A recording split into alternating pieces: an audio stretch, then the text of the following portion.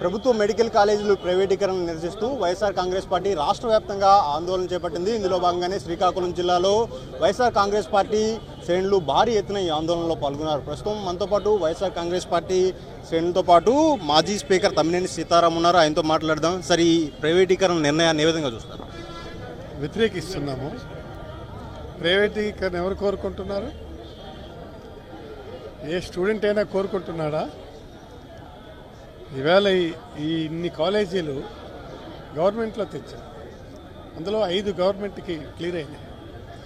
ఇక 2 అవి దీంట్లో పెట్టారు. 10 కూడా ప్రైవేటైజ్ చేస్తాం. ఇది అలాగే జరిగే పని. ఈ విధమైనటువంటి విచిత్రమైనటువంటి పరిస్థితుల్లో దీన్ని ప్రైవేటీకరణ అంటే ఎలాగండి? అందుకే చాలా స్పష్టంగా మేము చెప్తున్నాం.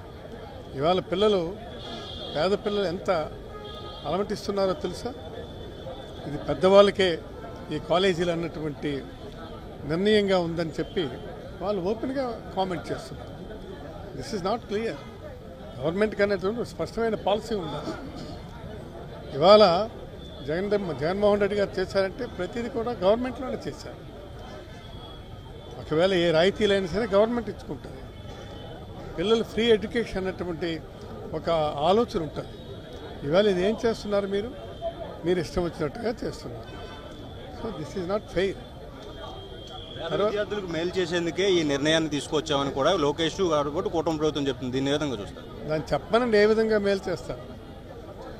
వాళ్ళు అనగానే సరికాదు. పేద విద్యార్థులకి మేలు చేస్తామంటే ఏ విధంగా మేలు చేస్తారో చెప్పమనండి లోకేష్. కొన్ని మేము తెలివి తక్కువ వాళ్ళు తెలివైన వాళ్ళు కదా, వాళ్ళని చెప్పమనండి ఏ విధంగా మేలు చేస్తారు. ఇలాంటి తప్పుడు మాట్లాడొద్దండి. ఏ విధంగా మేలు చేస్తారు మీరు? ఇవాళ సీట్లు మీరు ఏ విధంగా ఇస్తారు? సీట్లు ఇచ్చే దాంట్లోనే తేలిపోతుంది కదా. ఇవాళ కొన్ని లక్షలు, కోట్లు, ఒక్కో సీటు మినిమం యావరేజ్లో మీకు 1.5 పడుతుంది. ఇవాళ ఆ సీట్లు పేద విద్యార్థులు కొనుక్కోగలరా? అందుకోగలరా? ఇదేనా మీ తాలూకా నిర్ణయం? This is not fair in. అందుకు చాలా స్పష్టంగా చెప్తాను. తర్వాత మీరు ఇక్కడ ఏం చేశారు? స్థలం ఉంది, దానికి సుమారు 50 ఎకరాలకు తక్కువ లేకుండా స్థలం ఉంది. ప్రతిది కూడా మీరు ఇప్పుడు 60 ఏళ్ళకి సరిపడా మీరు ప్రైవేట్ వాళ్ళకి ఇస్తున్నారు. ఇది ఎలా సాధ్యం? ఆ స్థలంలో వాళ్ళు ఏదైనా సరే కట్టుకోవచ్చు. ఈ విధమైనటువంటి దానికోసం అయితే మేము మెడికల్ కాలేజీలు తేలేదే. దాన్ని గుర్తెరిగి చేయాలి. తర్వాత ఇప్పుడు మనకి ఇవి ఉన్నది, ఏది మనకి స్కూల్స్, కాలేజెస్కి ఫీజు రియంబర్స్మెంట్ ఏం చేస్తారు? అలాగే ఇప్పుడు మన మెడికల్ సైడ్ తీసుకుంటే దానికి కూడా 25 లక్షల వరకు గవర్నమెంటే, ఆరోగ్యశ్రీది గవర్నమెంటే బేస్ చేస్తుంది. ఇవాళ మీరు ఇవన్నీ క్లోజ్ చేశారు. ఆరోగ్యశ్రీ కూడా అధికారంలోకి వచ్చినప్పటి నుంచి నిర్వీర్యం చేసే ప్రయత్నం చేస్తున్నారు. మొన్న ఒక 2 నెలల నుంచి పూర్తిగా ఎత్తేసారు. దట్స్ నాట్ ఫెయిర్ ఇనఫ్ కదా. అందుకు ఇవన్నీ కూడా ఉంటాయి. దీన్ని మేము చాలా సీరియస్గా, స్ట్రిక్ట్గా మేము అపోజ్ చేస్తున్నాం. దీన్ని ఎట్టి పరిస్థితుల్లో కూడా మేము వ్యతిరేకిస్తున్నాం. ఎమ్మెల్సీ కుంభా రవి గారు మనతో ఉన్నారు. ఆయనతో మాట్లాడదాం. సార్ చెప్పండి, పెట్టుబడిదారులను అభివృద్ధిలో భాగస్వామ్యం చేసేందుకే ఈ పీపీపీ విధానం తీసుకొచ్చామంటున్నారు. దీన్ని ఏ విధంగా చూస్తారు? ప్రజలందరికీ ఆరోగ్యం అనేది ప్రాథమిక హక్కు. ఆ ప్రాథమిక హక్కుని ప్రైవేటు వ్యక్తులు కబంధ హస్తాల్లో చిక్కునే విధంగా ఈ ప్రభుత్వం వ్యవహరిస్తుంది. ఇది మంచి పద్ధతి కాదు. పీపీపీ విధానం అంటే ప్రైవేట్ వ్యక్తుల్లోకి ఇవాళ గవర్నమెంట్ మెడికల్ కాలేజీలు తీసుకెళ్ళిపోవటమే. అంటే ప్రజల యొక్క ప్రాణాలకి విలువ లేకుండా ఈ ప్రభుత్వం వ్యవహరిస్తుంది. ఇది చాలా దుర్మార్గమైనటువంటి చర్య. 2014 నాటికి ఆంధ్రప్రదేశ్ ఏర్పడే నాటికి 2360 సీట్లు, ఎంబీబీఎస్ సీట్లు ఈ రాష్ట్రంలో ఉన్నాయి.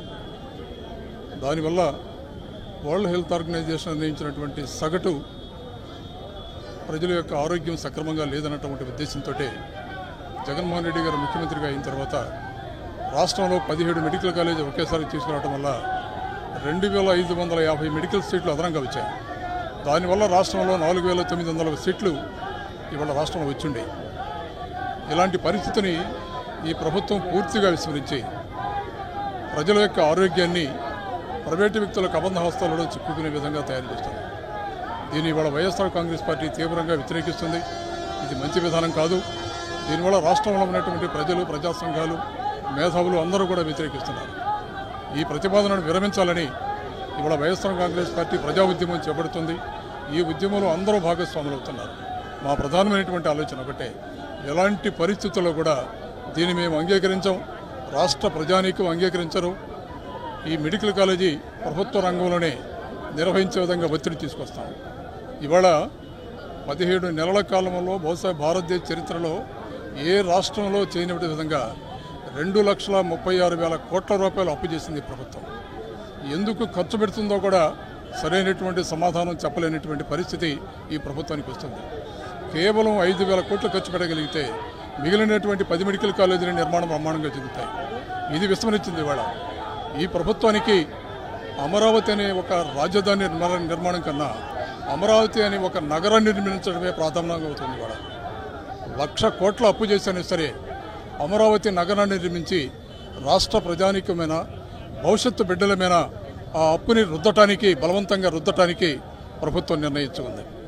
ప్రజల ప్రాణాల్లో గాలిలో కలిసిపోయినా పర్వాలేదు, అమరావతి నిర్మాణం జరగాలనేటువంటి ఉద్దేశం ఈ ప్రభుత్వానిది. దీన్ని మేము పూర్తిగా వ్యతిరేకిస్తున్నాం. రాజధాని నిర్మాణంలో ఎవరికీ అభ్యంతరాలు లేవు. రాజధాని పేరుతో నగరాన్ని నిర్మించి 1,00,000 కోట్ల అప్పు చేసి ఆ అప్పుని ప్రజల మీద రుద్దటం అనేది సరైనటువంటి చర్య కాదు. కేవలం 5,000 కోట్ల ఖర్చు పెట్టగలిగితే ఈ మెడికల్ కాలేజీల మొత్తం నిర్మాణం జరగచ్చు.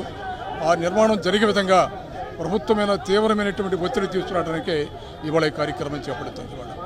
ప్రధానంగా అయితే పేద విద్యార్థులకు వైద్య విద్యను దూరం చేసేందుకే కూటమి ప్రభుత్వం ఈ నిర్ణయం తీసుకుందని, ఇప్పటికైనా కూటమి ప్రభుత్వం ఏదైతే వైద్య కళాశాలను ప్రైవేటీకరణ నిర్ణయాన్ని వెనక్కి తీసుకోకపోతే భవిష్యత్తులో భారీ స్థాయిలో ఆందోళన చేపడతామని కూడా ఇక్కడున్న మాజీ స్పీకర్ తమ్మినేని సీతారాంతో పాటు ఎమ్మెల్సీ కుంభా రవిబాబు కూడా చెప్తున్నారు.